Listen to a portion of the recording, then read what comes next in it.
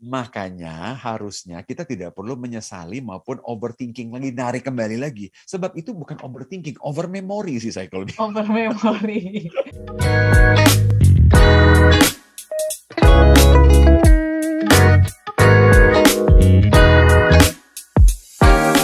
Rasanya nggak jarang ya ketika kita lagi fokus melanjutkan aktivitas, terus tiba-tiba ada pikiran di otak kita dan memaksa kita untuk melamun sejenak, memikirkan hal tersebut sampai berlarut-larut sehingga aktivitas kita terbengkalai. Atau mungkin sewaktu mau tidur nih Pak Heng, jadi sering banget gitu ya.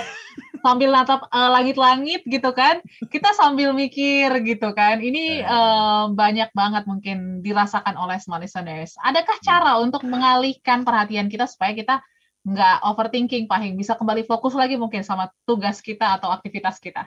Saya kalau misalnya sampai melambun kayak begitu, Audrey, itu malah saya sebutnya nggak thinking sih. Oke, karena nggak ada yang dipikirin sebenarnya ya? Karena nggak dipikirin. Dan ya. mungkin pemikiran kita itu justru ke tempat lain, bukan memikirkan hal yang ingin kita putuskan itu loh. Ya. Justru begini, bagaimana sih caranya supaya nggak melamun kan gitu loh.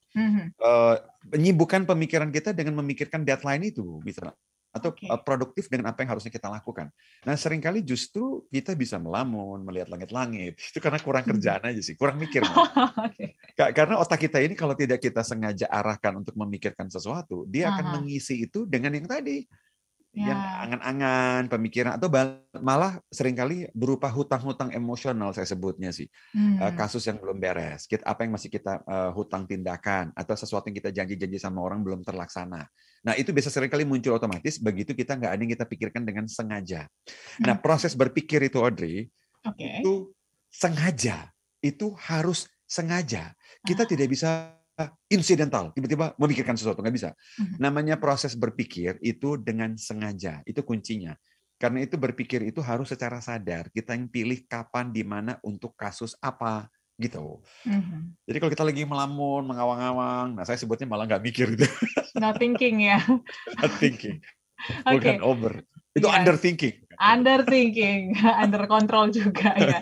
Oke, tadi Pak Heng mengatakan yang menarik ya Pak Heng, bicara tentang masa lalu. Ini banyak juga orang-orang yang overthinking sama hal-hal yang udah lalu, bahkan mungkin kesalahan-kesalahan yang lalu karena mungkin ada triggernya gitu ya, ketika melakukan sesuatu keinget nih sama masa lalu ya mungkin kita pernah lakukan. Nah ini bisa diatasi nggak Pak Heng kalau kita sudah lewat masanya, kan kita nggak bisa perbaikin lagi nih.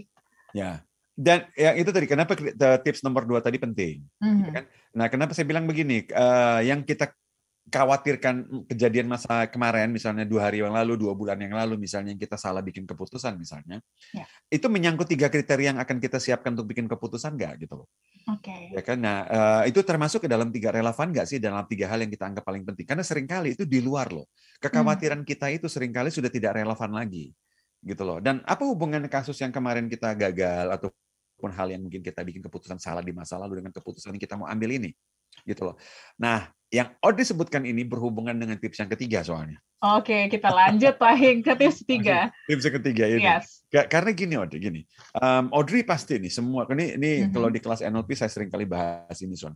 Audrey, saya, siapapun semua, smart listener siapapun di muka bumi inilah. Pernah pasti membuat keputusan-keputusan yang kita tidak suka gitu loh. Ya kan, misalnya let's say Audrey pernah mungkin jauh lebih mudah, lebih junior dari hari ini, kan bikin keputusan yang unyu-unyu, lugu-lugu itu kan. Yes. Ya kan? Yang saat itu kita serius tuh, anggap itu benar kan. Tapi setelah sekarang kita lihat konyol juga sih, gitu loh. Nah, jadi intinya begini sebetulnya. Saya punya good news buat Audrey sama smart listener semuanya. Good news-nya begini. Kita itu tidak bisa bikin keputusan yang paling pintar sepanjang masa, itu nggak mungkin. Setiap keputusan yang kita buat itu adalah pintar di zamannya ataupun sesuai dengan ilmu yang kita punya di zaman kita bikin keputusan kan gitu. Jadi misalnya Audrey saat Audrey SMP misalnya gitu ya. Nah, apapun level kepintaran dan ilmu Audrey saat SMP itu adalah basis keputusan Audrey, bukan?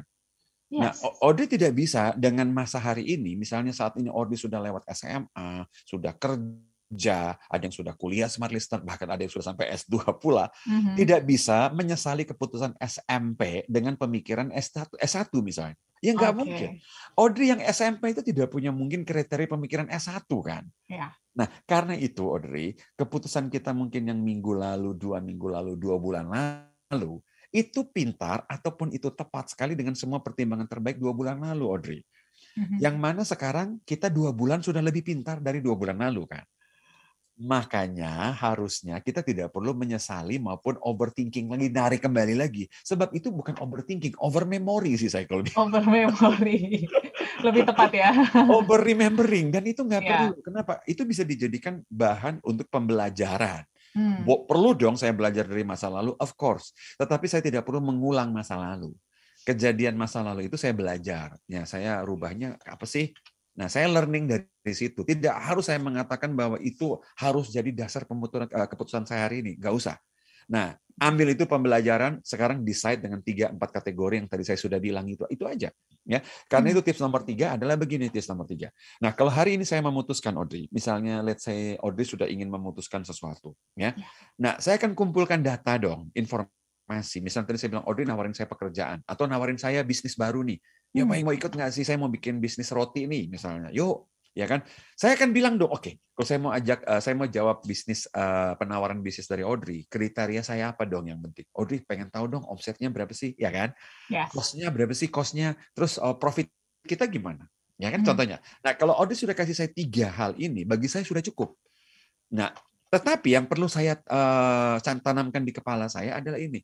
Hari ini tanggal berapa sih hari ini? Tanggal 28. Oh, Hari Sumpah Pemuda buat semua. Pemuda. Yes. Oke.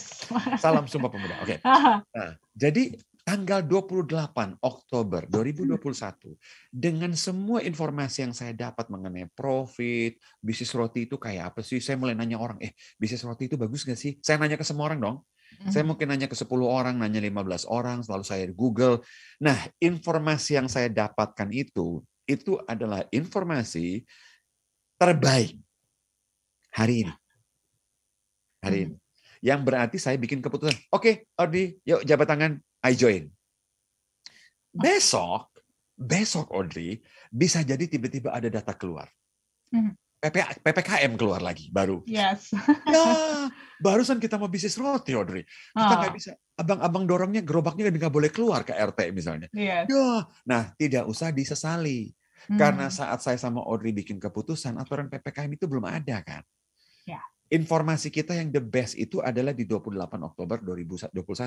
Nah, dalam dunia NLP ini dikenal dengan prinsip manusia hanya bisa membuat keputusan berdasarkan apapun yang tersedia saat dia bikin keputusan. Karena itu, kalau Anda berharap bikin keputusan sampai besok karena ada informasi yang Anda tunggu, lusa, 2 hari lagi, 3 hari lagi, tetap akan ada informasi baru. Yang berarti Anda tidak akan bikin keputusan. Oke. Jadi kasih deadline, tentukan 3 kriteria yang ingin Anda putuskan. Lalu sadari bahwa apapun data yang Anda peroleh, di deadline itu sudah yang the best, putuskan. Itu aja. Ya kan? Jadi kumpulkan sebaik mungkin data aja udah. Ya kan? Kalau 29 Oktober besok ada data baru, kita nggak bisa ngapain kalau deadline-nya kita malam ini, mau gimana? Ya kan, kalau bilang, tapi kalau data besok baru gimana? Iya, 30 juga bisa ada data baru. Yes. 1 Desember, 1 bulan lagi ada data baru lagi, kapan keputusannya dong? Gitu. Ya. Oke, jadi itu juga nggak bisa dijadikan alasan untuk menunda-nunda ya Pak Hing ya, karena semakin menunda juga ada lagi masih data baru, ada lagi data baru. Ya, 1 Januari 2022 juga ada data yang lebih baru. Pasti. Oke, terlebih kan di situasi yang tidak pasti ini juga nih Pak Hing ya, banyak juga dari kita yang memikirkan untuk kedepannya ini seperti apa. Ini banyak overthinking baru juga nih yang kita munculkan, apalagi juga sekarang situasi harus go digital dan lain sebagainya. Nah ini gimana nih Pak Hing untuk melihat sesuatu tapi faktanya memang terjadi itu seperti ini nih? Karena itu, ini makanya seringkali Audrey, para pakar itu bilang, punyalah mentor, punyalah coach gitu loh. Punyalah mitra bisnis yang bisa Anda mintakan advice. Yes. Karena gini, biarpun bagaimana, kita bukan pakar segala-galanya, Audrey. Ya kan gitu loh. Kalau misalnya Audrey bilang tadi digital, ya tanya orang yang mengerti digital, misalnya gitu. Dan tidak usah merasa tahu semuanya lah. Ya pendapat orang bahwa serahkan kepada yang lebih mengerti, yang lebih pakar itu benar. Ingat baik-baik semua, kita mungkin pebisnis, orang-orang di profesional, di karir tertentu. Kita itu sudah overload dengan berbagai hal yang memang ada di bisnis kita, kan gitu loh. Yeah. Sudah overload, sudah capek banget. Apalagi Audrey bilang tadi, tantangan yang besar sekali di era sekarang ini kan. Karena itu nggak usah sok tahu semuanya. Hire orang yang lebih jago di bidang digital, misalnya rekrut aja. Kalau enggak, silakan itu ditanyakan kepada yang lebih ahli. Bahkan mungkin silakan kerjasama dengan perusahaan yang lebih jago di situ. Itu aja. Banyak kok. Nggak usah pengen tahu, merasa tahu semuanya lah. Kayaknya jadi perfect itu bisa segalanya, nggak usah lah ya. Hancur. Iya. Sebenarnya orang bisa dikatakan overthinking itu gimana sih batasan dan definisinya, Pak Heng? Silakan. Saya lebih, makanya tadi kenapa saya sebut di yang pertama tadi, definisi saya sebenarnya praktikal, simpel banget begini. Kalau saya di deadline, tips yang pertama itu kan deadline. Nah, kalau saya di deadline, saya berhasil putuskan sesuatu, saya nggak bisa dibilang overthinking. Nggak bisa saya. Sebab kan saya putuskan di tanggal di mana atau waktu di mana saya harus putuskan itu. Jadi kriteria saya utama sebetulnya adalah overthinking. Itu berarti harusnya saat saya sudah memutuskan, dia belum putuskan. Itu bagi saya kayak overthinkingnya. Tapi kalau misalnya setelah deadline saya putuskan, walaupun saya ambil waktu last minute, itu saya tidak bisa dibilang overthinking. Karena saya telah memutuskan di saat di mana saya harus putuskan. Itu sih kriteria paling simpel sih. Mudah-mudahan menjawab itu. Oke. Ini ditambahkan lagi nih Pak Heng. Kalau sampai mengalami gangguan-gangguan kecemasan atau biasanya nih orang-orang overthinking nih disangkut pautkan juga dengan masalah lambung. Nah, ini gimana nih Pak Heng? Itu nanti ngomong sama dokter Vira aja itu. Kapan-kapan kita bahas ya. Karena saya nggak punya hak sih untuk ngomong gangguan lambung. Saya nggak punya hak sih. Cuman kalau apakah itu akan mengganggu dari segi kesehatan? Karena kalau kita serba cemas, memang akan ada kimia-kimia badan yang saling berhubungan dengan itu akan mengalirkan. Ya. Karena dalam dunia NLP ini begini, segala sesuatu itu berhubungan satu sama lain, termasuk pemikiran kita pasti akan berkoneksi dengan badan kita. Yang berarti kalau saya terlalu cemas, dan lain-lain, kimia badan saya akan bereaksi. Nah, kalau sampai akhirnya menimbulkan penyakit ini, penyakit itu, ya para dokter dan orang-orang di bidang kesehatan lebih berhak menjawab lah. Iya. Mungkin nanti boleh tanyakan ya di Sehat Selaras ya. Ya, betul. Pak Dokter Kasim juga bisa jawab itu. Yes, jadi boleh ikutin nanti ya di jam 8. Oke.